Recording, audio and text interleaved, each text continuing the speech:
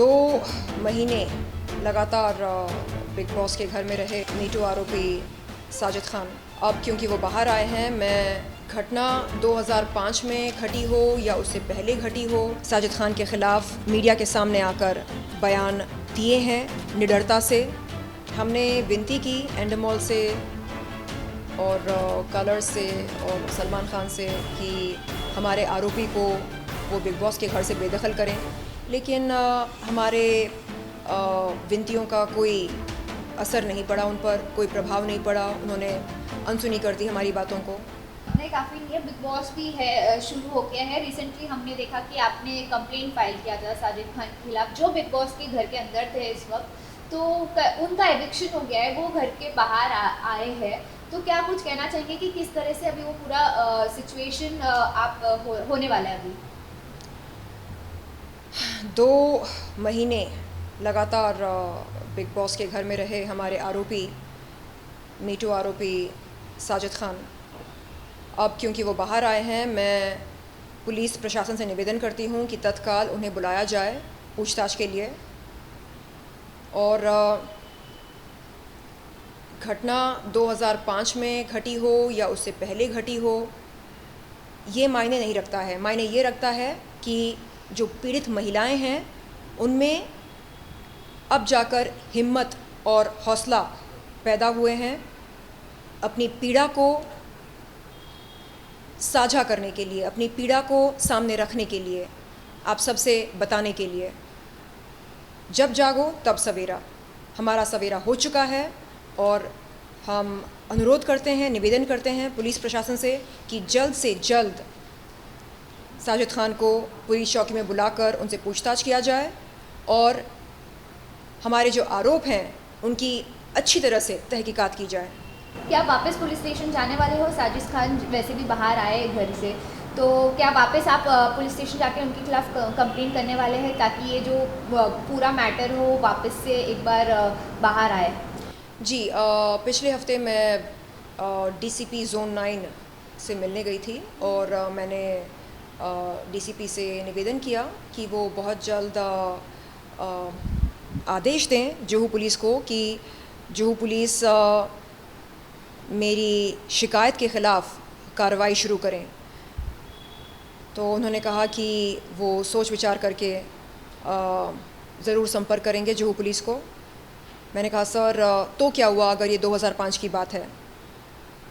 मायने ये रखता है कि आज सिर्फ एक नहीं, कई पीड़ित महिलाएं साजिद खान के ख़िलाफ़ मीडिया के सामने आकर बयान दिए हैं निडरता से।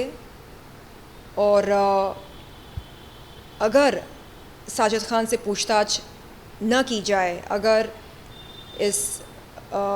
अगर हमारी शिकायतों को नज़रअंदाज कर दिया जाए, तो ये हम तमाम पीड़ित महिलाओं के मुंह पर एक करारा तमाचा होगा।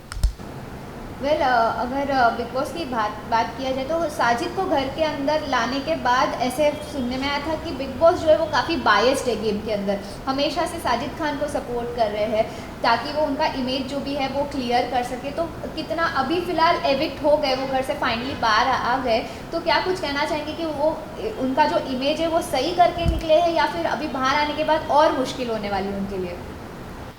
देखिए, बिग बॉस क्या कोई वॉशिंग मशीन है जिसमें गंदगी धुलकर एकदम चकाचक हो जाती है?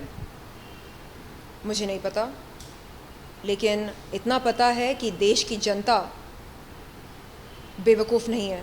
देश की जनता सब देख रही है, समझ रही है, और देश की जनता चाहती है कि गलत करने वालों का अंजाम बिल्कुल वही हो जो एक अपराधी का होना चाहिए। यौन शोषण करना गैर कानूनी है, यौन शोषण करना एक कानूनी अपराध है। ऐसे अपराधी को आप बिग बॉस के घर में पनाह देकर उनको नेशनल टेलीविज़न पर 24 घंटे 2 महीने लगातार दिखाकर क्या साबित करना चाह रहे हैं? क्या आप ये दिखाना चाह रहे हैं कि आप कानून से बढ़कर हैं? मैं ये मानती हूँ कि हम सब कानून के सामने एक हैं, कोई छोटा बड़ा या अमीर गरीब नहीं होता है। तो मैंने अभी तक हिम्मत नहीं हारी है।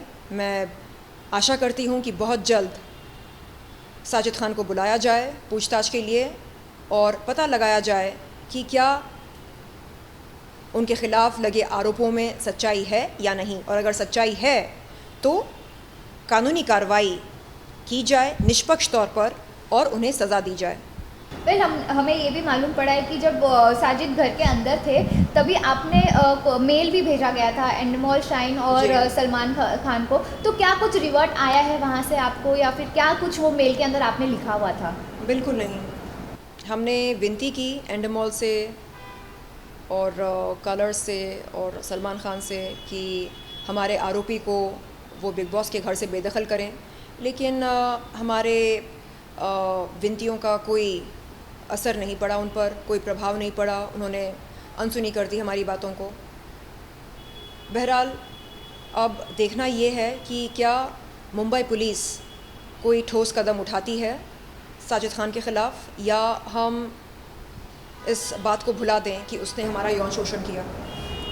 वेल आपसे पूछना चाहेंगे कि जैसे कि आपने बताया थोड़े टाइम पहले कि आपके साथ जो हादसा हुआ था वो 2005 में हुआ था, तो उसके बाद आपने इतने सालों बाद क्यों एक्शन लिया, और आपका जो स्टोरी है वो क्या था, आपके साथ क्या हुआ था? जी देखिए, जब ये हादसा हुआ था तब मैं कुछ भी नहीं थी, एक न्यूकमर थी जिसको काम की तलाश थी, और ऐसे में साजिद खान जो फ़राह खान के भाई हैं उनके ख़िलाफ़ जाकर शिकायत करना मेरे लिए कोई आसान काम नहीं था। और क्या पुलिस मेरी बात पर विश्वास करेगी नहीं करेगी, क्या कोई ठोस कदम लिया जाएगा या नहीं, इस तरह के सवाल मेरे जहन में 24 घंटे घूम रहे थे। तो मैंने सोचा कि चुप रहना ही उचित होगा इस तरह की परिस्थिति में, जहाँ पर आरोपी बहुत बड़ा नाम हो और समाज में उसका नाम हो, उसकी हैसियत हो, उसके ख़िलाफ़ आप जाकर क्या कर सकते हैं? उसके पास मनी पावर है, मज़ल पावर है, सो कॉल्ड प्रेस्टीज है, हमारे पास क्या है? तो ये सोचकर मैंने कई साल चुप्पी साधना ही बेहतर समझा। लेकिन 2018 में जब भारत देश में मी टू मूवमेंट शुरू हुआ, तब जाकर एहसास हुआ कि साजिद खान ने सिर्फ मेरे साथ यौन शोषण नहीं किया बल्कि कई महिलाओं के साथ किया। जब उन महिलाओं ने सामने आकर बगैर किसी डर के अपनी बात रखी मीडिया के सामने, तब एहसास हुआ कि वो बंदा साजिद खान एक हैबिचुअल मोलेस्टर है, हैबिचुअल सेक्सुअल प्रेडेटर है, एक हैबिचुअल ऑफेंडर है। और 2021 जनवरी में मैंने इस बात का खुलासा किया कि उसने मेरा यौन शोषण किया था। वेल आपसे अभी आपके प्लान्स के बारे में जानना चाहेंगे। साजिद घर से बाहर आ गए हैं, अब किस तरह से आप पूरा ये सिचुएशन करने वाले हैं, आपका क्या प्लान है अभी आगे? देखिए, मैंने तो बहुत कुछ सोचा था। मुझे ऐसा लगा था कि मुझे इंसाफ मिलेगा, ना सिर्फ मुझको बल्कि तमाम पीड़ित महिलाओं को इंसाफ मिलेगा, लेकिन ऐसा कुछ हुआ नहीं। तो अब प्लान करना मैंने छोड़ दिया है। अब बस मैं ईश्वर से प्रार्थना कर रही हूँ कि पुलिस प्रशासन से वो कार्रवाई शुरू कराएं। पुलिस प्रशासन जब तक कार्रवाई नहीं करेगी तब तक ये केस ऐसा ही कोल्ड स्टोरेज में पड़ा रहेगा, मतलब इस केस का कुछ होगा नहीं। लेकिन जिस दिन पुलिस प्रशासन उसको बुलाएगी, हमारे आरोपी साजिद खान को बुलाएगी पूछताछ के लिए और निष्पक्ष रूप से कानूनी कार्रवाई शुरू करेगी, तब हम कुछ ना कुछ उम्मीद रख सकते हैं। लेकिन तब तक मुझे लगता है हमें सिर्फ प्रार्थना करना चाहिए ईश्वर से, क्योंकि मैं मानती हूँ कि ईश्वर से बढ़कर कोई है नहीं इस दुनिया में। और देखते हैं कि आखिरकार कब तक साजिद खान को बचाया जाता है। उनके चाहने वाले बहुत बड़े लोग हैं सलमान खान कोई छोटी मोटी हस्ती नहीं है, तो उनका आशीर्वाद जब तक साजिद खान के साथ बना रहेगा तब तक क्या पुलिस प्रशासन साजिद खान के ख़िलाफ़ कोई कार्रवाई शुरू करेगी या नहीं, ये मेरा सवाल है।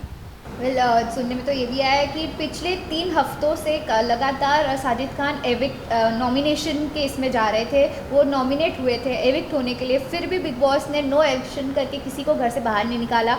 और सुनने में ये भी आया कि उन्हें कम वोट्स आए थे एवरी टाइम, फिर भी उन्हें नहीं निकाला। और इस टाइम उन्होंने निकाला ये बोलकर कि कुछ काम है उनको बाहर, कोई बिज़नेस के लिए उन्हें बाहर निकाला गया। तो क्या कुछ कहना चाहेंगे कि वो क्या बिज़नेस हो सकता है, क्या काम है?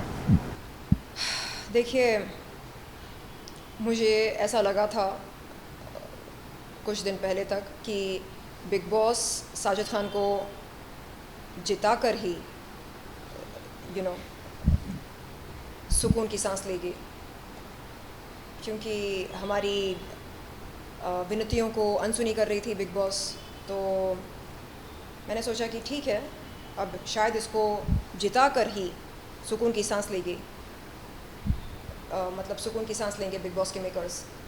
बट अब देखने में आया कि उसको मजबूरन एविक्ट किया, बेदखल किया घर से। इसकी ज़रूरत क्या थी?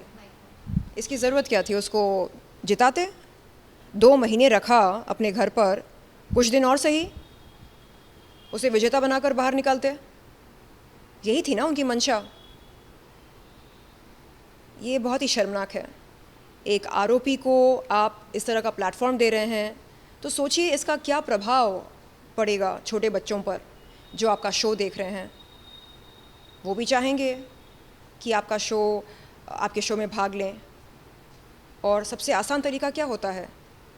आपने बता दिया क्या होता है। ये बहुत ही शर्मनाक है। लास्टली आप सभी जनता को क्या कुछ कहना चाहेंगे ये साजिद खान के बारे में भी, और आपका जो केस चल रहा है उस बारे में, और पठान का जो अभी रिसेंटली हुआ है गाने को लेकर, सॉन्ग का, तो उस बारे में क्या कुछ जनता को बताना चाहिए आप? जी, हमने जो मुहिम शुरू की है यौन शोषण के ख़िलाफ़, रेप कल्चर के ख़िलाफ़, ड्रग्स कल्चर के ख़िलाफ़, सेक्सिज़म के ख़िलाफ़, नेपोटिज़म के ख़िलाफ़, हम चाहते हैं कि इस मुहिम में आप सब जुड़ जाएं। आप सब यौन शोषण के ख़िलाफ़ आवाज़ उठाएं। जब तक हम इसको बढ़ावा देंगे तब तक ये ख़त्म नहीं होने वाला। तो अगर हमें इस समाज को स्वच्छ करना है, हमें अपनी आवाज़ को बुलंद करके यौन शोषण के ख़िलाफ़ नारे लगाने पड़ेंगे। जब तक कि हर भारतीय जागरूक ना हो जाए, तब तक हमें ये मुहिम जारी रखनी चाहिए। और मरते दम तक मैं इस मुहिम को जारी रखना चाहूँगी, क्योंकि अब ये मेरी ज़िंदगी का मकसद बन चुका है। मैं चाहती हूँ कि आने वाले समय में कोई भी महिला या लड़की यौन शोषण का शिकार ना हो। कई लड़कियाँ छोटे शहरों से यहाँ पर आती हैं बड़े बड़े सपने लेकर। ये ज़रूरी नहीं है कि उनका अनुभव ऐसा हो, बिल्कुल नहीं। और अगर हम चाहते हैं कि उनका अनुभव ऐसा ना हो, तो हमें क्या करना चाहिए? हमें उन्हें जागरूक करना चाहिए ताकि वो सतर्क रहें, ताकि वो निर्देशक निर्माताओं के घरों पर अकेले ना जाएं स्टोरी नरेशन के लिए या ऑडिशन के लिए। वो हमेशा किसी गार्डियन के साथ निर्माता निर्देशकों से मिलने जाएं और हमेशा सतर्क रहें। अपने हैंडबैग में पेपर स्प्रे, चिली स्प्रे, ऐसी कोई चीज़ कैरी करें खुद के बचाव के लिए। इस तरह की ट्रेनिंग हमें नहीं मिली थी, लेकिन हम चाह रहे हैं कि आने वाली पीढ़ी को इस तरह की ट्रेनिंग मिले, वो एकदम सतर्क हो जाएं, जागरूक हो जाएं।